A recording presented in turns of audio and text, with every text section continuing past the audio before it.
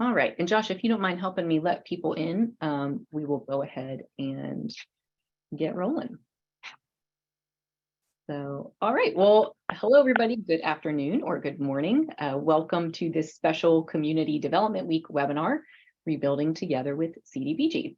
So my name is Laura DiMaria, and I am NASA's Executive Director, and thank you for being with us today.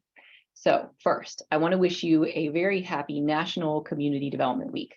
So as you may know, each year CD Week is a time to celebrate the impact and the successes of the Community Development Block Grant Program all across the country. So this is really the perfect week to get involved and tell your story of how CDBG works in your community. So things like meeting with your members of Congress, showcasing projects and programs, and involving your local community, including businesses, citizens, community groups, associations of neighborhoods.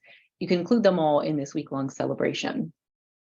And if you are new to NASED, we are the National Association for County, Community, and Economic Development. We're based in Washington, D.C., and we are a membership-based organization representing local governments, affordable housing, and community development programs. And next slide, please, Josh. So NASED's vision is to act as the premier organization empowering local governments to create thriving and sustainable communities. So our mission is to build generational capacity by providing education, resources, advocacy, and peer support that strengthens local government's ability to create sustainable communities and equitable economies with safe and affordable housing. So we know that there are a number of non-members on this call. We welcome you and our members as well. We're very happy to be with you today. And if you aren't a member and you're interested in joining, which of course we highly recommend, the benefits of joining NASED are numerous, including discounts on our trainings and events, access to our national network of community development professionals handling the same projects and challenges that you are, and direct access to our partners here in Washington, D.C., including especially HUD and Congress. So our next training, CDBG and IDIS, which is fully online, starts in 1 week. And you are invited to sign up and join us for that in all of our trainings. And I'll be sharing information about that in the chat, as well as membership information for those who are interested. And just reach out to me if you'd like to know a little bit more. And also, just a special perk, counties get half off their first year of dues. So it's a great time to join. So back to CD Week. So all this week, NASED is sharing tools and resources to celebrate Community Development Week. And yesterday, we released our advocacy toolkit, which you can find on our advocacy page at nased.org, along with lots more CDBG success stories like those we are about to hear. So for today's program, note that we are recording so that you may share this event with your colleagues who could not attend, or if you'd like to rewatch. And if you have any questions, feel free to put them in the chat. We will also have time for Q&A at the end. We have a couple of speakers today, so without further ado, I'd like to introduce Neighborly Software Senior Account Director Marty Greenlee, who will get us started and introduce our panelists from Shelby County, Tennessee, and Nassau County, New York. So Marty, over to you. Awesome. Thank you so much, Laura. Hi, everyone, and happy Community Development Week. Neighborly Software is proud to partner with NASED and our two tremendous neighbors, Shelby County and Nassau County, along with our over 400 neighbors nationwide, to highlight the great work you all are doing in your community. Here at Neighborly Software, our tagline is helping communities help people. The past 7 years, we've rapidly grown to become the market-leading treasury and HUD-funded software solution for housing, economic, and community development programs. We've grown so much so that we've been recognized in the last 2 years as one of the top 100 fastest growing privately owned companies in the nation. With that said, this year we've added some new and innovative solutions to help your community even more. Next slide.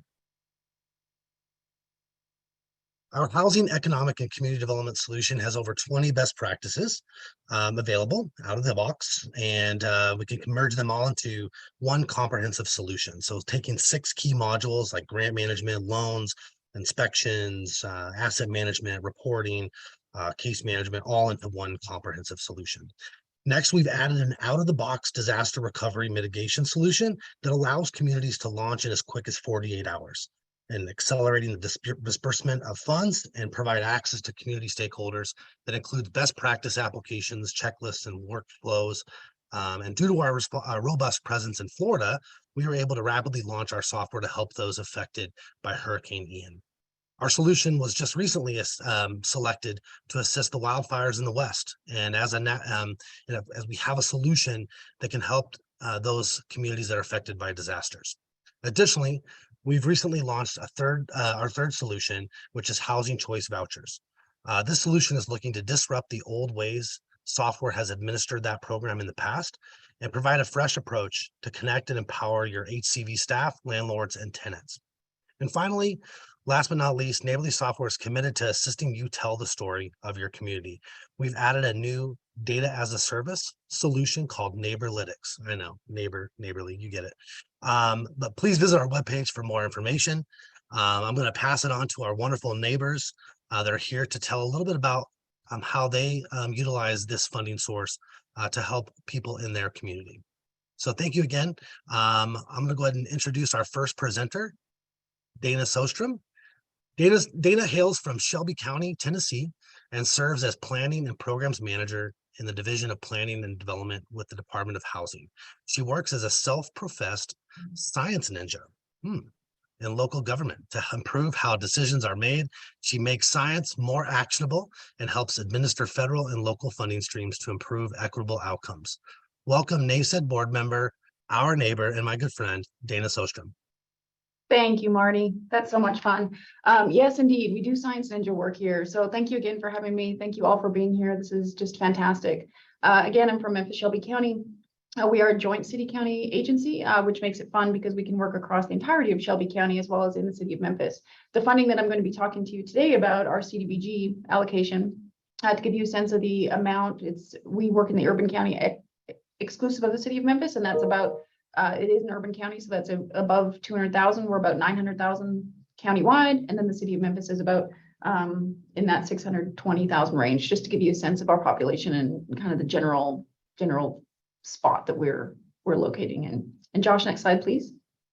So to give you a sense of what us as a participating jurisdiction, what we do with our CDBG dollars, I'm going to be really diving into the housing rehabilitation. So these are all income qualified candidates. I'm going to be going through a little bit of how we've shifted this program because of the great need out there. We also do parks projects with our in our low mod areas that might be in an area of concentrated low mod income or with other qualifications that make it, of course, CDBG eligible. Drainage infrastructure is, of course, part of our work as well, helping areas that do have a high concentration of low mod individuals or households with infrastructure projects such as those. We also do public facilities improvements. ADA compliance and whatnot is certainly at the top of all of our minds. So those are types of activities or things that we do with our towns in our urban county, and public services. So I'll be highlighting a little bit of what we do with our public services to extend social capital and really creative opportunities for our seniors,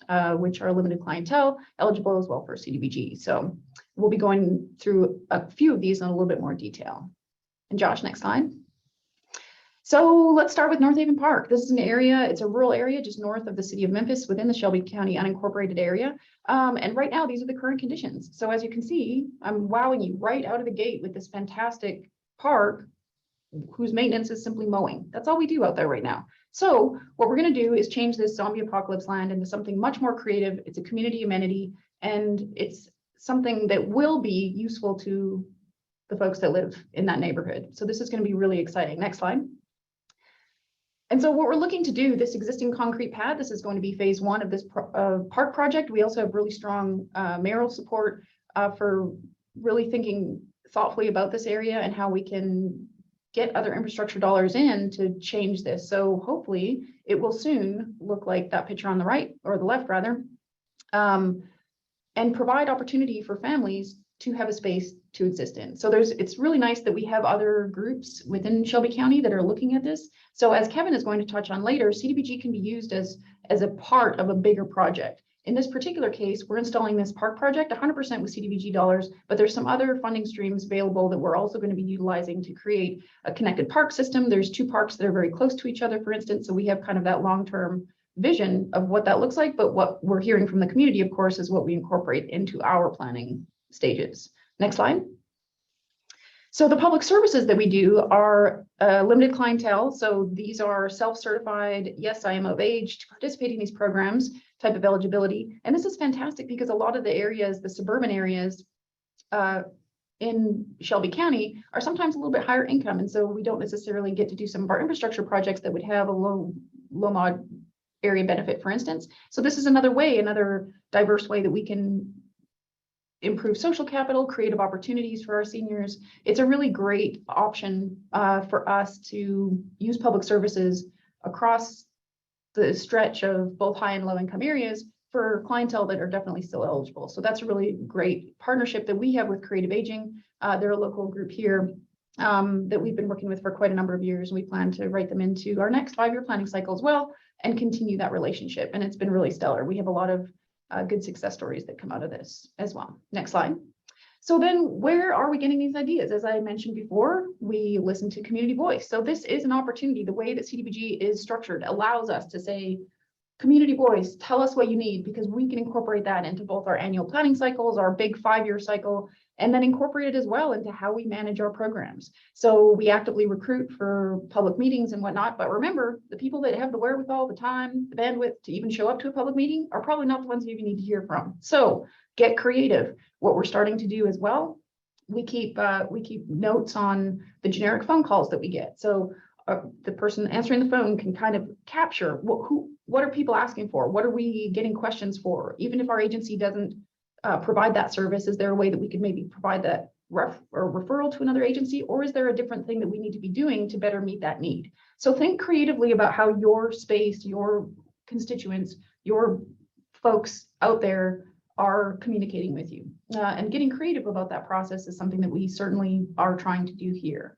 And of course, to prioritize those community identified issues, for instance, in North Haven Park, the age group that playground equipment will be geared towards is the 2 to 12-year-olds. So because the community said those are the age groups that they really want to have supported in the community, that's what we install, or we will install. There was a amazingly 36-week delay on that particular piece of equipment, so it's just about there, but supply chain issues, as we all know, do delay those things. But it's great. We have a wonderful working relationship with them. And again, it was their voice that was elevated to get into these plans so that we can make these changes over time. So that's been really lovely.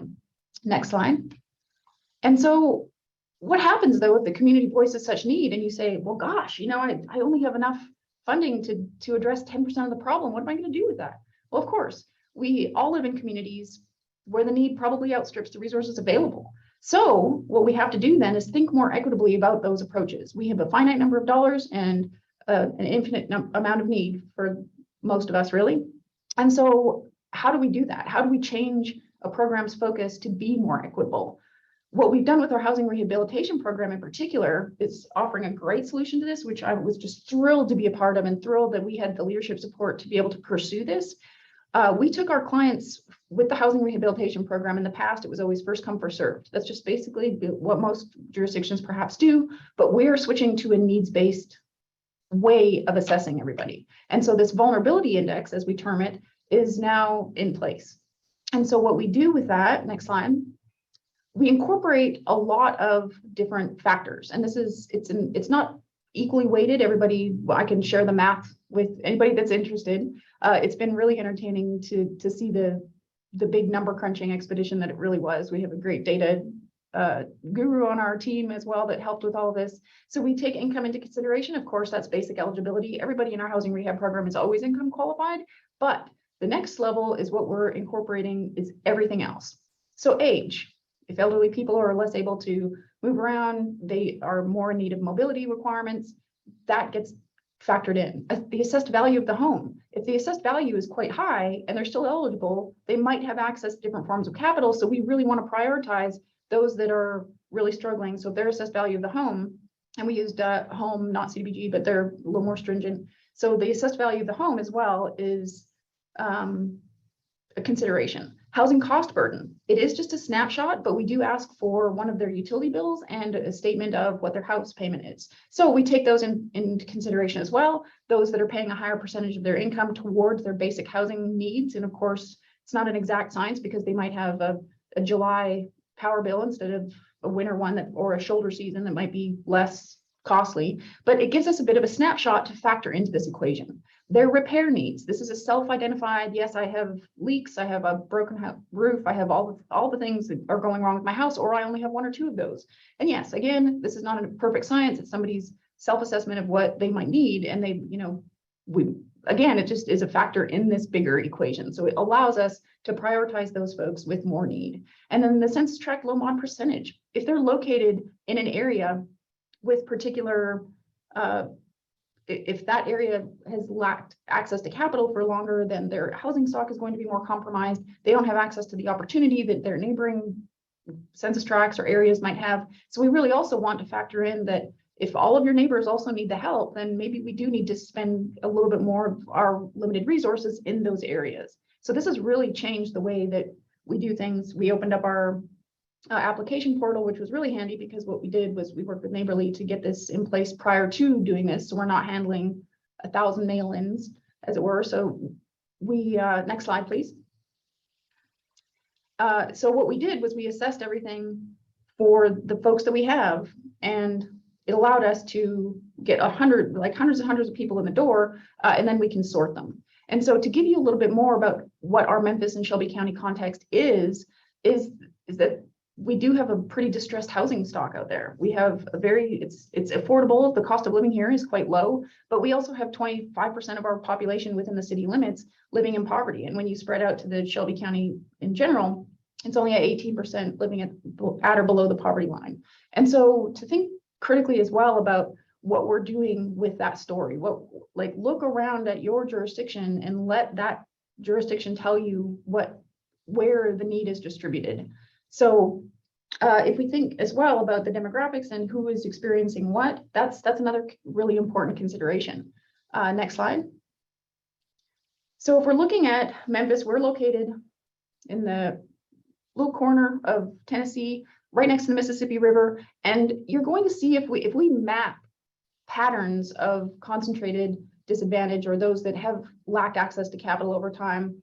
This is just one of the examples. This is a publicly available data set. This is EPA's EJ screen. So you can use these publicly available data sets to tell a better story. So you'll notice in Memphis, so we have the red areas, well, all of these maps look very, very similar. So if you plot low income, if you plot our BIPOC communities, they're all showing the same patterns. And so North and South Memphis are particularly distressed. You'll notice up in the north part of these maps, those are the North Haven, the unincorporated parts of the county, which we just talked about. North Haven's located up in that northern part that are experiencing more exposure to hazards as well as in lower income areas. But you'll notice this band through the center of town that is supposedly not experiencing exposure to a lot of these hazards, doesn't have as many compromising health outcomes. Those are areas that maybe we don't need to focus in because, of course, they're well off. Those are the more wealthy areas. Those are and going out towards the suburbs is where those higher income areas are concentrated. And so thinking a little bit more thoughtfully about the distributional injustices that have existed and the impacts of structural racism and practices that have kept people from accessing capital and accessing, our redlining maps, surprisingly or not surprisingly, really look very similar to this. So there's folks in these different neighborhoods and different jurisdictions that have not been allowed the opportunity and have, of course, it results in showing these distributional injustices. So it's our job then to think about how we can spend dollars to make that better. Of course, if the system broke it, we can hopefully help fix it over time, right? That's why we are all in public service trying to do what we're doing. Next slide, please. So the other thing that we're thinking through critically is okay, looking at the systems in place now. We all know that, yes, we all love paper, it's everywhere. However, we can make things more efficient. I know it's a bit of a surprise, but some things in government are wildly inefficient. I know, it's a shocker, but we can all make little changes to help this process and help your workflows be more efficient. So things like, for instance, using Neighborly software for our intake, we use it for different programs. We're actually going to move to both our lead hazard reduction and home rehab program is going to move to online bidding. So we're transitioning slowly. And that starts with the intake process. So we have an intake process that is now online. However, the cute little old ladies with their drawer full of stuff and their pay stubs or the Social Security letters and all that, they can still walk up and we can help them with that. We're not assuming that everybody, of course, we're not going to say the digital divide doesn't exist, because it does. So we actually still have to help people. But then what it does is it centralizes our data. It centralizes it in a way that we can all access it in a different way. So moving towards online bidding, getting our contractors on board with that, it's all part of that next step of moving everything a little bit more towards the efficiency end of things. When our staff doesn't have to spend 2 hours photocopying bid packs, that's going to be fantastic, where contractors can just go in online and put their numbers in, and we don't have to do back of the napkin calculations, which we always do. I know math is not anybody's strong suit apparently, but that's okay because we have to double check it. But double checking it will now be easier because it's in an online portal that's doing the automatic calculations. So things like that are really helping us move in a different direction. We're also mapping our workflows. So we're starting to use Asana that helps us know which steps and who's responsible for what, instead of going into a wild panic. Did we do the bid ad letter? Wait, was I supposed to do that this round? Okay, let's just back up a little bit. Let's assign people tasks. Let's figure out what these workflows look like. And then it can be this well-oiled machine instead of just relying on background institutional knowledge of just having done it that way and just continuing to do it that way. So next slide. So then what we're really getting towards is thinking what, like Marty said, I do kind of call myself a science ninja. We're encouraging innovation. We're encouraging data to tell the stories. Is there a way where we can eventually influence, for instance, what CDBG eligible dollars can go towards? What if we're using health outcomes data to say, not only this area may be qualified from a low income standpoint, but what about the vulnerabilities around poor health outcomes? Is there a way that we can justify different types of spending and different types of investment in areas that might not have access to appropriate healthcare, or there's all sorts of ways that we can tell this story. So I encourage you to think about what's around, think about how your jurisdiction or city can tell that story and elevate the messages that you can then read and spend accordingly. So of course, because these are federal dollars with 1 or 2 rules, I mean, just a handful, really, just a handful of rules, we have to follow them, right? So we're all in the same boat. All the participating jurisdictions have to comply with the same rules, which makes memberships like we have with NACED really valuable, because what's happening is that other participating jurisdictions are under the same set of rules. So then what we get to do is ask each other, hey, have you done this before? Do you have a subrecipient monitoring or agreement? Have you been through a monitoring with this particular program? Like, what does that look like? The trainings are great. You get to really coordinate efforts to make that less scary, really. And so, of course, when we talk about actionable science, we want it to get to the decision makers. I kind of consider myself a scientist in recovery. I used to think science was the be all and end all of everything, but unless it's used effectively or translated to be more actionable, it just kind of sits around and collects dust, right? So that's kind of where we are. We've had a lot of fun really thinking about our processes, about how we're deploying dollars, and really it can get to a bigger public finance conversation. Like I mentioned, we have a couple of different types of funding streams that we use. So we operate all the way across Shelby County, but then how are we doing that really thoughtfully is the path that we're choosing to take. So Kevin's going to dive into a little bit more on a particular project where CDBG was used to get one big project, some love and some lift. So hopefully this was a useful overview for you on how our particular CDBG dollars are deployed. So Marty, I'll pass it back to you. Thank you so much. Absolutely, Dana. I've never really put science and community development together, but it's true. So our next presenter, Kevin Crean. Kevin is the Director of Community Development in Nassau County. He's a lifelong resident of the county. I would say he's a black belt ninja in the industry because, he's worked at HUD. I don't know if I'm supposed to say that, Kevin, but, I know you've been around the block for a long time and you definitely know these programs inside and out. He's been with the county's Office of Community Development for over 20 years. He is currently on the NACED Board of Directors and has been a neighbor of ours at Neighborly Software since 2021. Kevin, so tell us how Nassau County is utilizing their CD funding. Thank you, Marty. And thanks everyone for being with us on CDBG week. I want to thank NACED for putting this program together, particularly Laura and Josh, and for allowing me to share some of the insights that I have and CDBG success story here in Nassau County. As Marty said, I've been an active member of NACED for many years, and I can't say enough about how valuable it is for helping not just educate our staff, but for us to stay on top of HUD directives and new programs that are coming out of the federal government. And I hope this presentation will help some of you to get some insight into the usefulness of CDBG dollars. I want to thank Neighborly Software too for sponsoring the program. As Marty indicated, Nassau County became a neighbor just last year. We're right in the middle of our second round of reviewing funding applications, and it's been a godsend. So we're very happy with the product and the responsiveness of staff. So I want to thank Marty and our client success manager, Jasmine Barksdale, who's been very patient with our many requests and questions. So Dana Solstrom did a great job in explaining how CDBG funds can be used to address local needs. I am going to have a little science in my presentation, but I'm really just reading it. I don't understand it, so I'll leave that to Dana. But I'm going to delve into, take a little bit of a different approach. As she said, I'm going to focus on one particular CDBG project. And while CDBG funds were a small component of this program, it was an integral part. So it's really trying to highlight the flexibility of the CDBG program.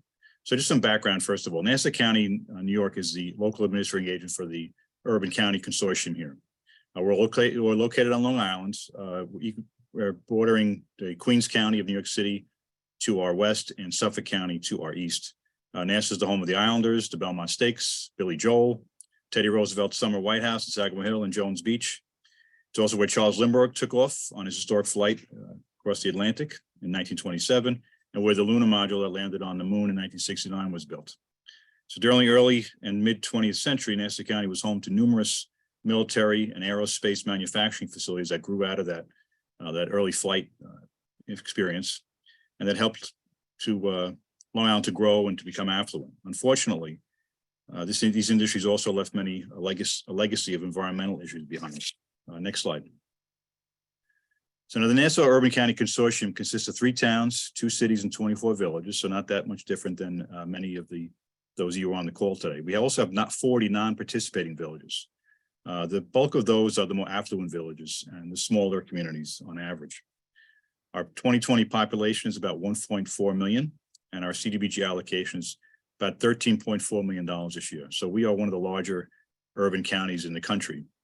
We also receive home and ESG program funding each year. Next slide. So just to focus in, the city of Glen Cove is on our North Shore. It's the Tony North Shore, right? It abuts the Long Island Sound with Westchester County and Connecticut visible across the Long Island Sound, there, the water to their north. Next slide. Glen Cove is home to many Gold Coast mansions, and it's frequently cited as the setting of F. Scott Fitzgerald's fictional novel, The Great Gatsby. F. Scott Fitzgerald was known to have attended many jazz-age parties during the Roaring '20s at local mansions owned by the likes of movie theater magnate Marcus Lowe. Glen Cove is also home to many estates, including those of department store founder F.W. Woolworth and Standard Oil's John Pratt and Rudis Baker Pratt. Glen Cove, one of their sons, Herbert Pratt, his estate is now home to the Webb Institute, exclusive college, and was used as the backdrop for Wayne Manor in 2 Batman films. So you get a sense as to the affluences there and the opulence. Still, Glen Cove, with a population of about 28,000, has its areas of need. And within Nassau County, the city has what's referred to as area benefit eligible areas. Next slide. Like much of Long Island, Glen Cove had its industrial base, with much of it dotting the area surrounding Glen Cove Creek. By the mid-20th century, Garvey's Point was a heavily trafficked industrial, commercial, and municipal waterfront property. The manufacturing facilities utilized the location on Glen Cove Creek to transport goods and services to New York City and beyond by boat. And the industrial use over a period of many years caused contamination to accumulate at the site. Local industrial uses such as Lee Tungsten, Powers Chemco, Columbia Ribbon, Laydow Leatherworks, and numerous carbon operations disposed industrial waste into the adjacent Glen Cove Creek. By the 1970s, the factories were closed and the land was a vacant brownfield site. Next slide. So in the 1990s, the city began its most recent of many attempts to address the issues. The dedication of the staff of both the Glen Cove Community Development Agency and the Industrial Development Agency and the local leadership were key to engaging the community and moving the project forward. It took great vision to see the conditions that existed and imagine what was possible. It took leadership to bring together the people that could accomplish it and to keep them motivated and engaged during the many years it would take. The first step was to inventory the sites along the Glen Cove Creek and determine the type of determine the type of contamination that existed. So you see those parcels there. Next slide. So the Gladsky Marine site, which is pictured there, is a brownfield site that had historically been utilized as a marina and a marine repair facility from the early 70s to about 1999. Results of the environmental investigations performed at the site identified the presence of semi-volatile organic compounds and metals exceeding allowable standards. Additionally, a portion of the site along the existing bulkhead consisted of asbestos-containing materials within surface and subsurface soil. The Doxy property was a brownfield site historically used as a heating oil storage and distribution facility and a salvage yard. Doxy's soils were impacted by both hazardous substances and petroleum. Next slide. The Lee Tungsten site was a Superfund site listed on the EPA's national priority list. The site included an inactive tungsten processing facility on 26 acres of land, and the processing conducted at Lee Tungsten resulted in residues containing the naturally occurring radioactive elements thorium, uranium, and radium, as well as metals like arsenic, barium, bismuth, copper, cobalt, chromium, lead, manganese, mercury, nickel, and zinc. The long-term cleanup required excavating and segregating ore residuals, soils, and sediments contaminated with heavy metals, and disposing of this material out of the area. The EPA also required that pieces of radioactive slag in the nearby Glen Cove Creek be removed. The tungsten facility operators disposed of waste tungsten material at the adjacent Captain's Cove site. Beginning in the late 1950s and continuing until the late 1970s, the Captain's Cove site was predominantly used as a community dump, the disposal of incinerator ash, sewage sludge, rubbish, household debris, and creek sediments. This led to it being deemed a Class 2 site on the New York State Inactive Hazardous Waste Disposal Sites list. Low-level radiation and heavy metal contamination in soil, slag, and ore residuals originally posed a threat to human health and environment, limiting future site redevelopment. It also inspired local community leaders to pursue its cleanup. Next slide. So in the 1990s, Glen Cove city officials spoke of plans to redevelop the area with marinas, restaurants, parks, and retail stores. Mayor Tom Swazi at the time pursued a waterfront development plan through environmental cleanup, including the dredging of the creek by the Army Corps of Engineers. Work on a ferry terminal also began. A waterfront revitalization area end use plan was developed by the city in early 2008 that made some changes to the original concept due to feedback and market realities. The goal was to transform the property into a 56-acre community with housing, public amenities, and commercial development. This would require private investment, but the complicated remediation with its enormous costs and potential legal liabilities discouraged interested developers and also limited the potential return on investment. Next slide. So the city knew it needed to first address the remediation in order to attract development. The search for public funding began and involved a host of local, state, and federal agencies, many of which are listed there on the right.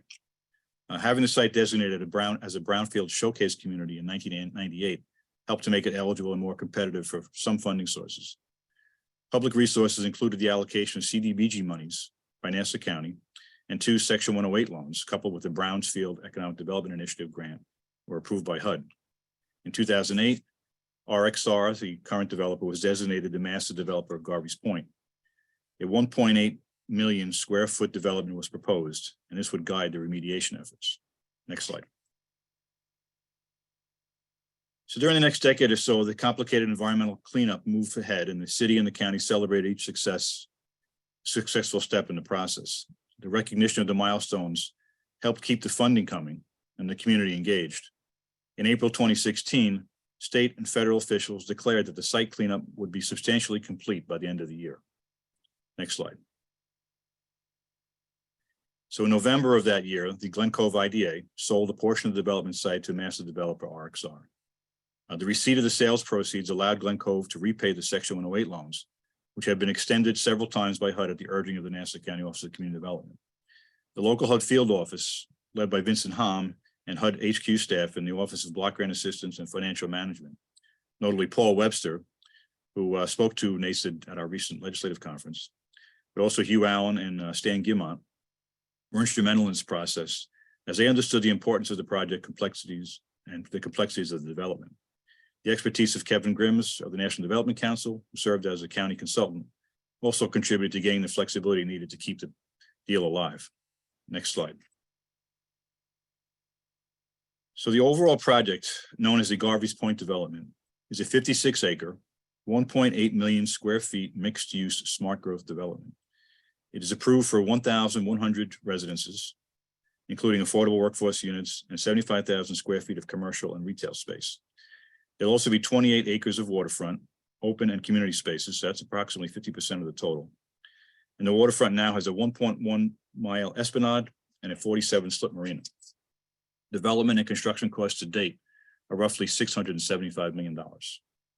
New housing includes the 385 unit Harbor Landing market rate buildings and the 166 unit luxury condominium known as the Beacon at Garvey's Point. A 55 unit workforce rental building subsidized with home program funds is under construction and nearing completion. The 7,700 square foot Garvey's Point craft brewery and restaurant has also opened and is operating successfully. Next slide. So as mentioned, the City of Glen Cove is a member of the Nassau County Urban Consortium. So it applies to the county for its CDBG funding on an annual basis. And from 2007 to 2021, roughly the time that we're focused on, the city received an average of $427,000 annually in CDBG funding, which is used for a variety of purposes. As Dana mentioned, it's very rare that you're going to dedicate all of your funding sources to one project, even if it's something this large. So funds were not dedicated exclusively to the revitalization of the creek by the city. Among the CDBG eligible activities undertaken by the city were acquisition and disposition, mostly for legal costs involved in the processes, clearance and cleanup, and economic development. As mentioned previously, the county applied for and received a Section 108 loan, a Section 108 loan guarantee on behalf of the city, and transferred a portion of another loan guarantee that was underutilized to the project at a later date. And to encourage the use of the Section 108 loan program, HUD in the mid-1990s established two competitive programs, the Brownfields Economic Development Initiative and the Economic Development Initiative. So these grants were tied to the loan application, and Glen Cove was awarded a $500,000 Betty, along with the initial $6 million Section 108 loan. So Section 108 loan program is a component of the CDBG program, and it allows entitlement communities to borrow up to 5 times their annual allocation of CDBG dollars for eligible projects. And the city secured the loan with the land as collateral and planned to repay the loan with the sale proceeds. The complications of the environmental remediation and ongoing lawsuits delayed the sale several times, and extensions were required of the payment deadline, as I mentioned. Next slide. So I've also mentioned several times the flexibility of CDBG funds. The CDBG regulations also specify, in addition to those categories I mentioned and that Dana went over at length, that the program funds can be considered as local funds for matching purposes. This can be very important as communities seek to leverage other federal funds for large, expensive projects.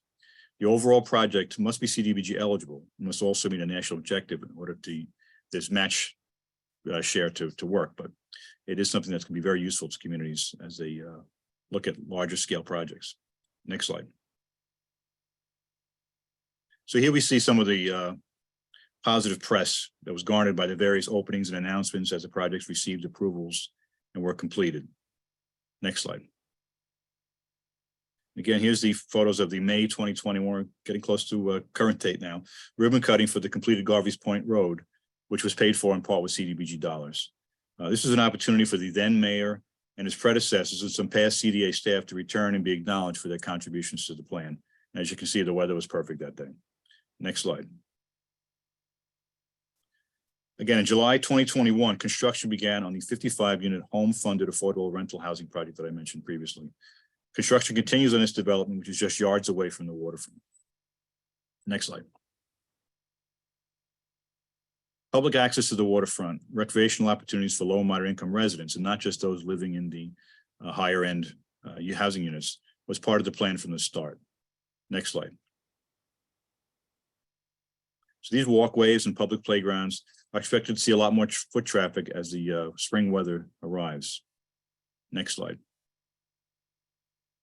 So here's a recent aerial photo of the development site, which highlights the revitalization of the area from its former brownfield showcase to a community development showcase.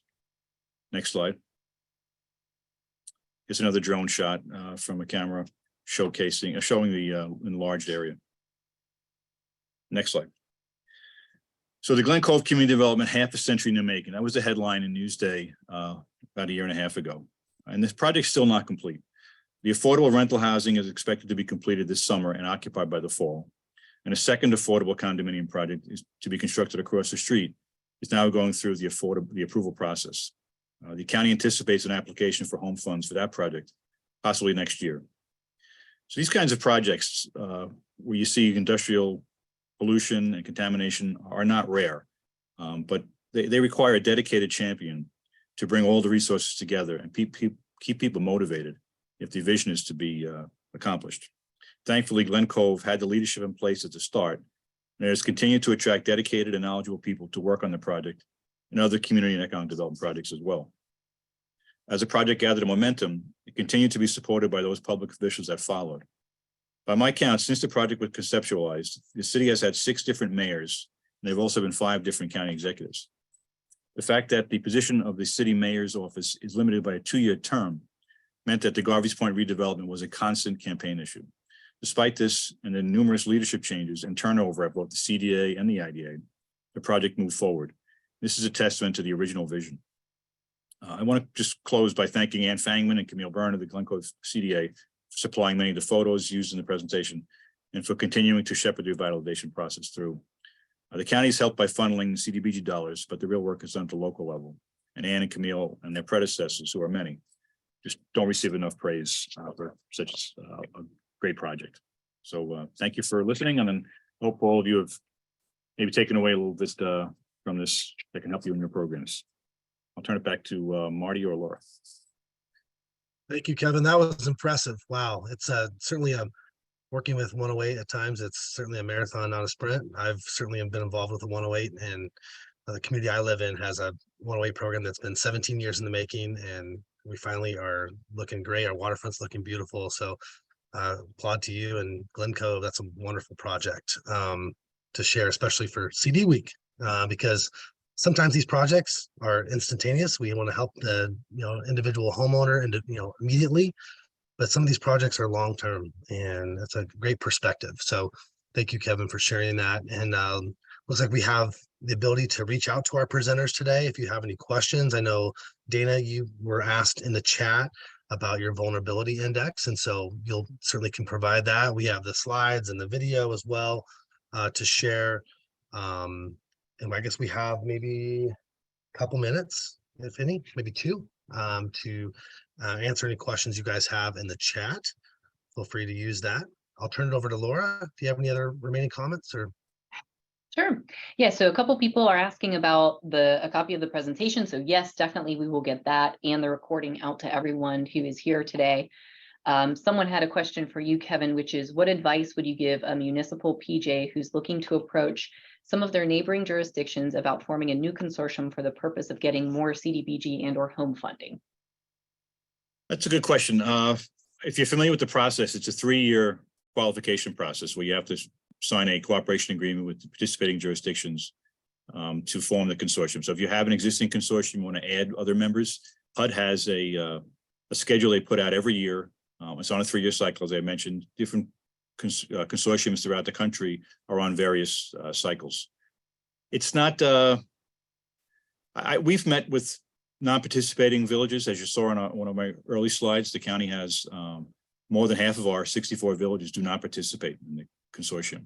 Most of the reasoning being that they're more affluent, they don't see the need for the block grant dollars, and they may be a little resistant to accepting affordable housing in their jurisdictions. So they don't see the need for the home funding either. You can speak to HUD and find out how the impact of a new consortium member or forming a consortium would impact your entitlement funding. So you'll have some real data on how much money you'll be getting.